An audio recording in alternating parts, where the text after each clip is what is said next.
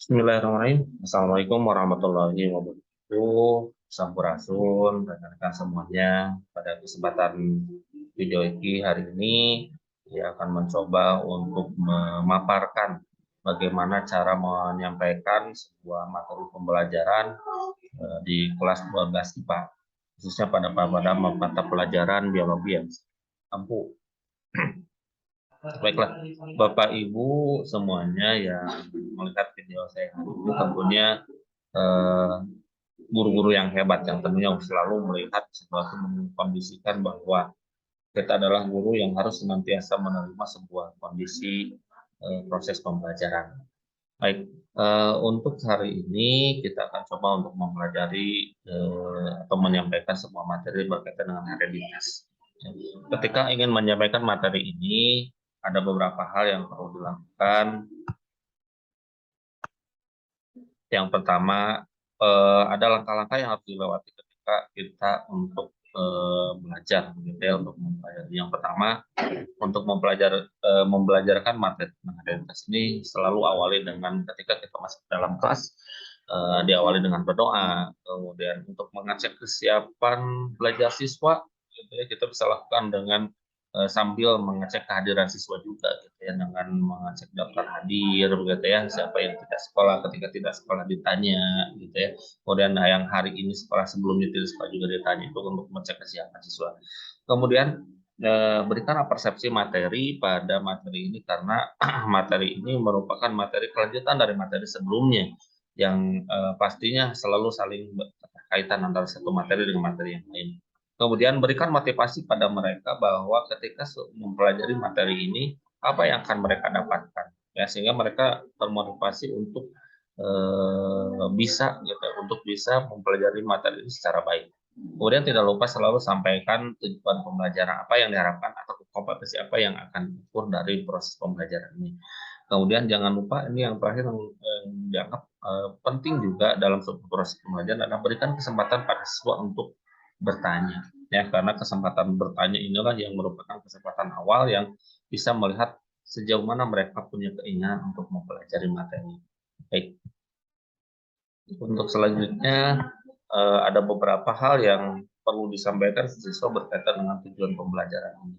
Ya, ini ada beberapa poin-poin yang nanti akan disampaikan ke siswa dari mulai tujuan pembelajaran yang paling awal sampai tujuan pembelajaran yang terakhir.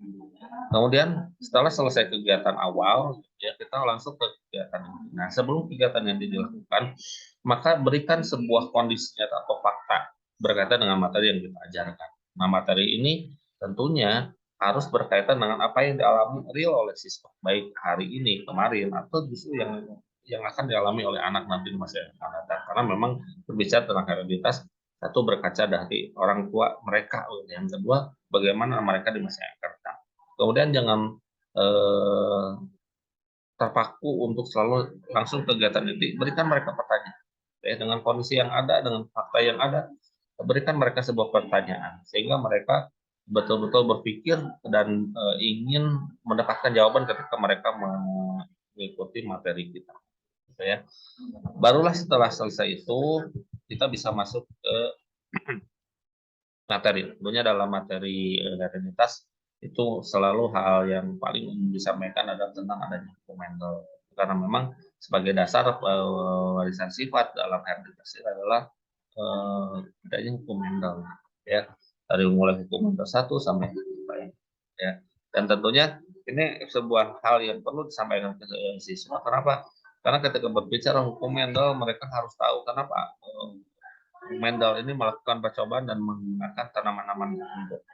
Disampaikanlah dengan materi yang seperti ini. Mudah-mudahan mereka bisa. Dan dalam kondisi seperti ini, siswa tetap diberikan pernyataan dan pertanyaan, sehingga mereka tertarik untuk bertanya. Kemudian ada beberapa hal yang ditunjukkan bahwa di dalam lapangan atau di dalam sebuah kondisi pembelajaran, setelah melakukan sebuah penelitian akan didapatkan hal-hal yang seperti ini. Ya.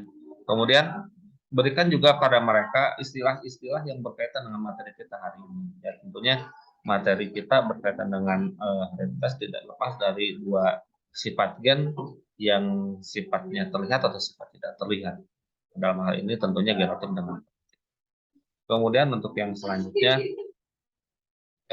mereka disampaikan dasar tentang hereditas tadi. Yang sudah sampaikan tadi bahwa adanya Mendel, Mendel diterangkan oleh kita, berikan sebuah definisinya, kemudian berikan sebuah kondisinya, kemudian berikan perbandingannya dan berikan contoh. Ini contoh yang terjadi pada persilangan yang terjadi pada saat kita membahas tentang hukum Mendel pertama karena diwakili oleh salah satu sifat eh, monohibrid begitu yang mewakili tentang proses segregasi atau pemisahan. Baik itu saja mungkin sedikit ulasan tentang materi bagaimana menyampaikan materi tentang hereditas. Mudah-mudahan apa yang saya sampaikan ini bisa bermanfaat tidak hanya sebagai pemenuhan kebutuhan kita, tapi juga dalam proses pembelajaran. Itu saja mungkin yang bisa saya sampaikan. Cukup. Terima kasih. Bila ada. Assalamualaikum warahmatullahi wabarakatuh.